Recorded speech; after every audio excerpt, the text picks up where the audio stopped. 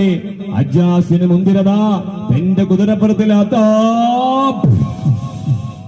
അങ്ങ് ചാടി കയറുകയാണ്. എന്നിട്ടതാ കുതിരയുടെ കടിഞ്ഞാണ് പിടിച്ചുകൊണ്ട്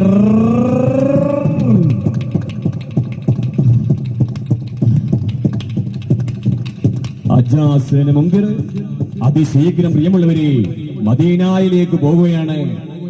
ആരെ കൊല്ലാന്നറിയോ? ഹബീബായ മുത്തുനബിയെ, അവിടുത്തെ പ്രിയപ്പെട്ട മരുമകന്റെയും തലയെടുക്കുവാൻ ശാന്തിയുടെയും സമാധാനത്തിന്റെയും സ്നേഹദൂതനായി കടന്നു വന്ന അരുതായ്മയുടെ ആഴിയിൽ നിന്ന് അംഗീകാരത്തിന്റെ പദവിയിലേക്ക് ലോക ജനതയെ ഉയർത്തിയ കുഴിമാടത്തിൽ പൊടിപുരണ്ട് കിടന്ന അംഗമാരെ ആദരവിന്റെ മോചനം നൽകിയ കാരുണ്യത്തിന്റെ കരവലയത്തിലേക്ക് മാനവനെ മാടി വിളിച്ച ഈരനണിഞ്ഞ ഈത്തപ്പനകൾക്കിടയിലൂടെ ആശ്വാസത്തിന്റെ കുളിർമഴ വർഷിച്ച് കടന്നുപോയ നബി മുഹമ്മദ് മുസ്തഫ സല്ലല്ലാഹു അലൈഹി വസല്ലമ തങ്ങളെ തലയെടുക്കാനാണ് അജ്ജാസിന് മുന്തിർ പോകുന്നത്. അതിശക്തമായ അജ്ജാസ് മുന്നോട്ട് പോകുകയാണ്. കുന്നുകളും മലകളും താണ്ടിക്കടന്നുകൊണ്ട് അജ്ജാസ് അതിശക്തമായി മുമ്പോട്ട് പോകുകയാണ്. പടിഞ്ഞാറൻ ചക്രവാളം ചുവന്ന പരവതാനി പോലെ ചുവന്ന് തൊടുത്തോ സദാ കളകളാരും പൊടിച്ചിരുന്ന പറവുകൾ നിറഞ്ഞ വയറുമായി കൂട് അന്വേഷിച്ച് പറന്നുകയാണ്. ലാഭനഷ്ടങ്ങൾ തിട്ടപ്പെടുത്തിയ ശേഷം കാഫില വീടുകൾ തേടി മുന്നോട്ട് നീങ്ങുമ്പോൾ ഇതാ സമയം സന്ധ്യയാകുകയാണ്.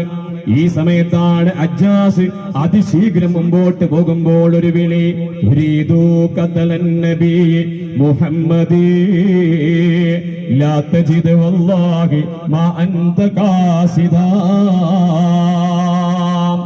അജ്ജാസ് തന്റെ കുതിരപ്പുറത്ത് അതിശീഘ്രം മുമ്പോട്ട് ഇങ്ങനെ പോകുന്ന സമയത്താണ് ഒരു അശരീരി കേൾക്കുന്നത്, അജ്ജാസേ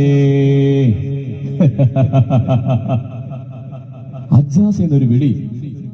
ഈ വിളി എന്ന് കേട്ടപ്പോൾ അജ്ജാസ് തന്റെ കുതിരയുടെ കടിഞ്ഞാണിക്ക് വേഗത കുറച്ചു.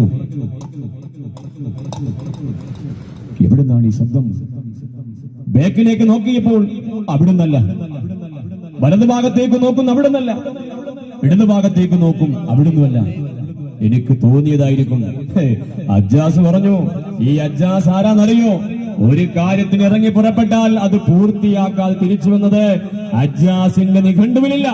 അതുകൊണ്ട് ഞാൻ പോകുകയാണ് എന്ന് പറഞ്ഞുകൊണ്ട് വീണ്ടും ആ കുതിരപ്പുറത്ത് കയറി അജ്ജാസിന് മുന്തിരത അതിശീഘ്രം മദീന ലക്ഷ്യമാക്കിക്കൊണ്ട് പുറപ്പെടുകയാണ്.